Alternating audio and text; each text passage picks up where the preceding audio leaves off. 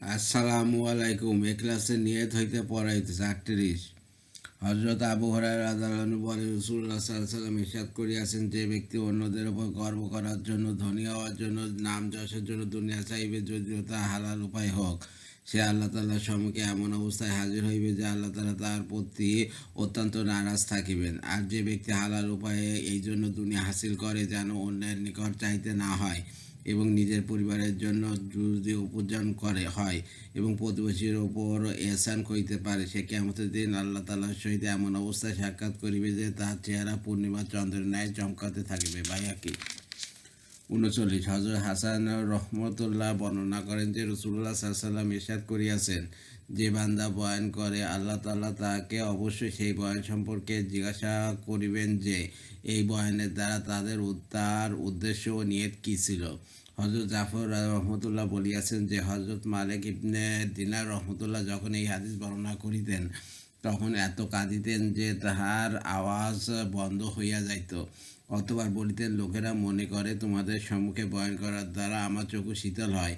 আমি জানি যে কিয়ামতের দিন অবশ্যই আল্লাহ তাআলা আমাকে জিজ্ঞাসা করিবেন যে এই বয়ান করার দ্বারা তোমার কি উদ্দেশ্য ছিল। বাইহাকি 40। হযরত ইবনে আব্বাস রাদিয়াল্লাহু হইতে বর্ণিত আছে যে রাসূলুল্লাহ সাল্লাল্লাহু আলাইহি ওয়াসাল্লাম ইরশাদ করিয়াছেন, যে ব্যক্তি লোকদেরকে খুশি করার জন্য আল্লাহ তাআলাকে অসন্তুষ্ট করে, আল্লাহ তাআলা তার প্রতি অসন্তুষ্ট হন, এবং আল্লাহ তাআলাকে অসন্তুষ্ট করিয়া যাদেরকে সন্তুষ্ট করিয়াছিল তাদেরকে অসন্তুষ্ট করিয়া দেন।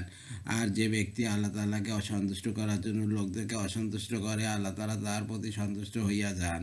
আল্লাহ তাআলাকে সন্তুষ্ট করার জন্য যাদেরকে অসন্তুষ্ট করিয়াছিল তাদেরকে অসন্তুষ্ট করিয়া দেন, এমনকি ওই সমস্ত অসন্তুষ্ট লোকদের দৃষ্টান্তে তাহাকে উত্তম করিয়া দেন, এবং সেই ব্যক্তির কথা ও আমলকে তাদের দৃষ্টিতে শোভনীয় করিয়া দেন। তাবরানী 41। হযরত আবু হুরায়রা রাদিয়াল্লাহু আনহু বলেন, আমি রাসূলুল্লাহ সাল্লাল্লাহু আলাইহি ওয়াসাল্লামকে ইরশাদ করিতে শুনিয়াছি যে কিয়ামতের দিন সর্বপ্রথম যাদের বিরুদ্ধে ফয়সালা করা হইবে তার মধ্যে একজন সেই ব্যক্তিও হইবে যাহাকে শহীদ করা হইয়াছে। এই ব্যক্তিকে আল্লাহ তাআলার সামনে আনা হইবে। আল্লাহ তাআলা আপন নিয়ামতসমূহ স্মরণ করাইবেন যাহা তাহাকে দান করা হইয়াছিল। সে উহা স্বীকার করিবে।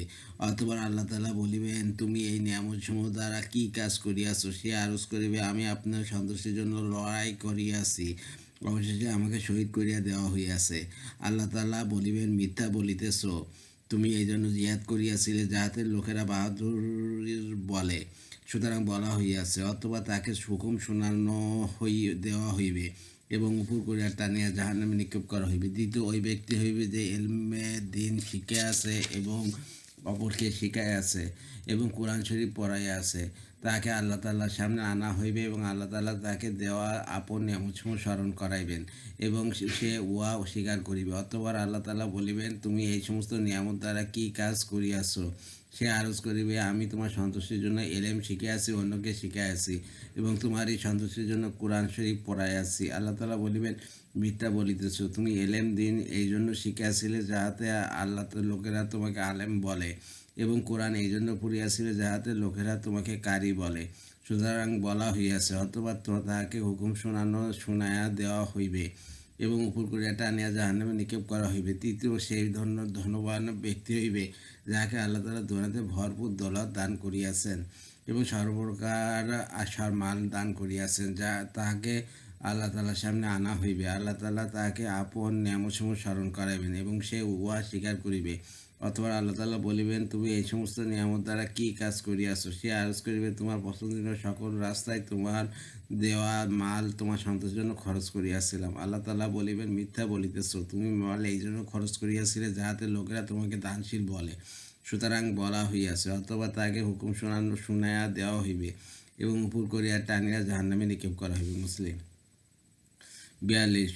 হযরত আবু হুরায়রা রাদিয়াল্লাহু আনহু হইতে বর্ণিত আছে যে রাসূলুল্লাহ সাল্লাল্লাহু আলাইহি ওয়াসাল্লাম ইরশাদ করিয়াছেন, যে ব্যক্তি ওই এলেম দুনিয়ার মাল দৌলত হাসিল করার জন্য শিখে আছে যা আল্লাহ তাআলার সন্তুষ্টির জন্য হাসিল করা উচিত ছিল, সে কিয়ামতের দিন জান্নাতের খুশবুও পাইবে না। আবু দাউদ 43। হযরত আবু হুরায়রা রাদিয়াল্লাহু আনহু বর্ণনা করেন যে রাসূলুল্লাহ সাল্লাল্লাহু আলাইহি ওয়াসাল্লাম ইরশাদ করিয়াছেন, সে জামানায় কিছু লোক এমন প্রকাশ পাইবে যাহারা দিনের আড়ালে দুনিয়ার শিকার করিবে, বাঘের নরম চামড়ার পোশাক পরিধান করিবে, যাহাতে লোকেরা তাদেরকে দুনিয়ার প্রতি অনাসক্ত মনে করে এবং তাদের জিহ্বা চিনি অপেক্ষা অধিক মিষ্ট হইবে। কিন্তু তাদের অন্তর বাঘের ন্যায় হইবে। তাদের ব্যাপারে আল্লাহ তাআলার ইরশাদ হইল, উহারা কি আমার ঢিল দেওয়ার কারণে ধোঁকায় পড়িয়া রহিয়াছে, না আমার ব্যাপারে নির্ভীক হইয়া আমার মোকাবেলায় দুঃসাহস দেখাইতেছে? আমি আমার কসম করিতেছি, আমি তাদের মধ্যে তাদের ভিতর হইতে এমন ফিতনা খাড়া করিব যে তাদের জ্ঞানীদেরকেও দিশাহারা ও পেরেশান করিয়া ছাড়িবে।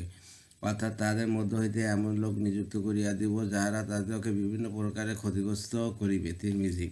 44 হযরত আবু সাঈদ ইবনে আবি ফায়সাল আনসারী রাদিয়াল্লাহু আনহু বলেন, আমি রাসূলুল্লাহ সাল্লাল্লাহু আলাইহি ওয়াসাল্লামকে ইরশাদ করিতে শুনিয়াছি যে, আল্লাহ তাআলা যখন কিয়ামতের দিন যাহার আগমনের কোনো সন্দেহ নাই সমস্ত লোকদেরকে সমবেত করিবেন, তখন একজন ঘোষণাকারী ঘোষণা করিবে, যে ব্যক্তি এমন কোনো আমলের মধ্যে যা সে আল্লাহ তাআলার জন্য করিয়াছিল অন্য কাউকে শরীক করিয়াছে, সে যেন উহা সওয়াব সেই অপরের নিকট চাইয়া লয়, কেননা আল্লাহ তাআলা অংশীদারদের মধ্যে সমস্ত অংশীদার হইতে অধিক বেপরোয়া। তিরমিজি।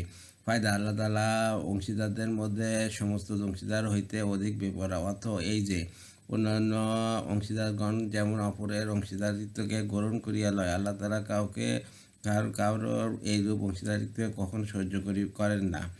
45 হযরত আব্দুল্লাহ ইবনে আমর রাদিয়াল্লাহু আনহু হইতে বর্ণিত আছে যে, রাসূলুল্লাহ সাল্লাল্লাহু আলাইহি ওয়াসাল্লাম ইরশাদ করিয়াছেন, যে ব্যক্তি আল্লাহ তাআলার সন্তুষ্টি ব্যতীত অন্য কোনো উদ্দেশ্যে, যেমন সম্মান, প্রসিদ্ধি, মাল দৌলত ইত্যাদি অর্জন করার উদ্দেশ্যে ইলম শিখিয়াছে, সে যেন জাহান্নামে আপন ঠিকানা বানিয়া লয়। তিরমিজি। 46 হযরত আবু হুরায়রা রাদিয়াল্লাহু আনহু হইতে বর্ণিত আছে যে, রাসূলুল্লাহ সাল্লাল্লাহু আলাইহি ওয়াসাল্লাম ইরশাদ করিয়াছেন, তোমরা জুব্বুল হাসান নাম হইতে পানা চাইতে থাকো। সাহাবী রাদিয়াল্লাহু আনহু জিজ্ঞাসা করিলেন, জুব্বুল হাসান কি জিনিস? তিনি ইরশাদ করিলেন, জাহান্নামের একটি ময়দান, স্বয়ং জাহান্নাম উহা হইতে দৈনিক 100 বার পানা চায়। আরজ করা হইল, ইয়া রাসূলুল্লাহ, উহাতে কারা প্রবেশ করিবে? তিনি বলে ইরশাদ করিলেন, ওই সমস্ত কোরআন পাঠকারী যাহারা লোক দেখানোর জন্য আমল করে। তিরমিজি। 47 হযরত ইবনে আব্বাস রাদিয়াল্লাহু আনহু হইতে বর্ণিত আছে যে, রাসূলুল্লাহ সাল্লাল্লাহু আলাইহি ওয়াসাল্লাম ইরশাদ করিয়াছেন, অতি সত্বর আমার উম্মতের মধ্যে এমন লোক পয়দা হইবে, যারা দিন বুঝ হাসিল করিবে এবং কোরআন পড়িবে, অথবা তারা আপন উদ্দেশ্য হাসিলের জন্য শাসকদের দ্বারে যাইবে আর বলিবে, আমরা এই সমস্ত শাসকদের নিকট যাইয়া তাদের দুনিয়া হইতে উপকৃত হই, কিন্তু নিজেদের দিনের কারণে তাদের ক্ষতি হইতে বাঁচিয়া থাকি। অথচ এইরূপ কখনো হইতে পারে না যে, এই সমস্ত শাসকদের নিকট ব্যক্তিগত উদ্দেশ্য যাইবে আর তাদের দ্বারা প্রবাহিত হইবে না। যেমন কাঁটাযুক্ত গাছ হইতে কাঁটা ব্যতীত আর কিছুই লাভ হইতে পারে না, তেমনি এই সমস্ত শাসকদের নিকটবর্তী হওয়ার দ্বারা মন্দ ব্যতীত আর কিছুই লাভ হইতে পারে না। ইবনে মাজাহ তারগিব। 48 হযরত আবু সাঈদ রাদিয়াল্লাহু আনহু বর্ণনা করেন যে, রাসূলুল্লাহ সাল্লাল্লাহু আলাইহি ওয়াসাল্লাম নিজ হুজরা মুবারক হইতে বাহির হইয়া আমাদের নিকট আসিলেন। তখন আমরা মসীহ ও দাজ্জাল সম্পর্কে আলোচনা করিতেছিলাম। তিনি ইরশাদ করিলেন, আমি কি তোমাদেরকে ওই জিনিস বলিয়া দিব না, যা আমার নিকট তোমাদের জন্য দাজ্জাল হইতে অধিক বিপজ্জনক?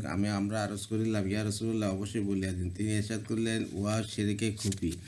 উহার একটি উদাহরণ এইরূপ, যেমন কোনো ব্যক্তি নামাজের জন্য দাঁড়ায় এবং নামাজকে এই জন্য সুন্দর করিয়া পড়ে যে অন্য কেউ তাহাকে নামাজ পড়িতে দেখিতেছে। ইবনে মাজাহ।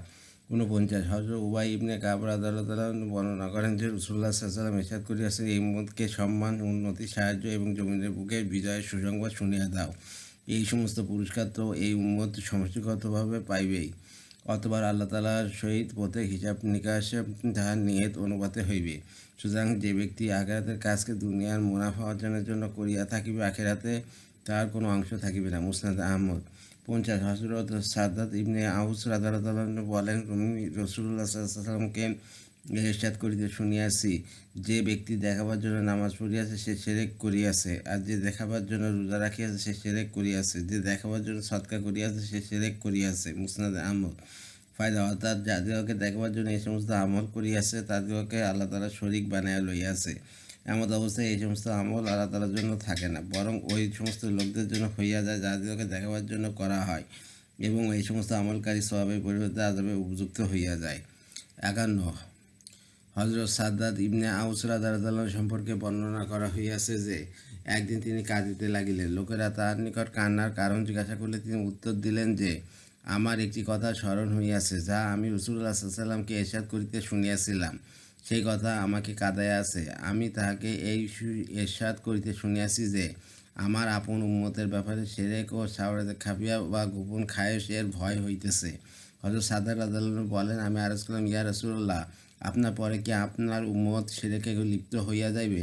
তিনি ইরশাদ করলেন, হ্যাঁ, কিন্তু তারা না সূর্য চন্দ্রের ইবাদত করিবে আর না কোনো পাথর বা মূর্তির, বরং আপন আমলের মধ্যে রিয়াকারি করিবে। শাওয়েক খাফিয়া, এই যে তোমাদের মধ্যে কেউ সকালে রোজা রাখিয়াছে, পরে তার সম্মুখে এমন কোনো জিনিস আসিয়াছে যা তার পছন্দের, উহার কারণে সে নিজের রোজা ভাঙিয়া ফেলে এবং এইভাবে নিজের খায়েশ পুরা করিয়া লয়। মুসনাদে আহমদ। মুনতাকাবা হাদিসের ক্লাসের নিয়ত পর্যন্ত পড়া হয়েছে।